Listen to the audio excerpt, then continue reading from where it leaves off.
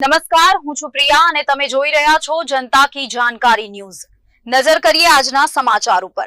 પાટણ શહેર કોંગ્રેસ સમિતિ દ્વારા પાટણ કલેક્ટરને અપાયું આવેદનપત્ર।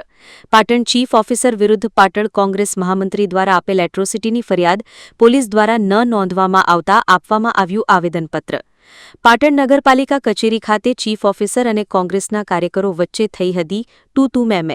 ચીફ ઓફિસર દ્વારા કોંગ્રેસના કાર્યકરો વિરુદ્ધ એ ડિવિઝન પોલીસ મથકે નોંધાવી હતી ફરિયાદ। ચીફ ઓફિસરની ફરિયાદ લેવામાં આવી હતી, પરંતુ કોંગ્રેસની ફરિયાદ ન લેતા મામલો કલેક્ટર કચેરીએ પહોંચ્યો। એટ્રોસિટી એક્ટ હેઠળ ગુનો નોંધવામાં આવે તેવી કરાઈ માંગ। કલેક્ટર કચેરી ખાતે કોંગ્રેસના કાર્યકરો દ્વારા સૂત્રોચ્ચાર કરી કલેક્ટરને આપ્યું આવેદનપત્ર।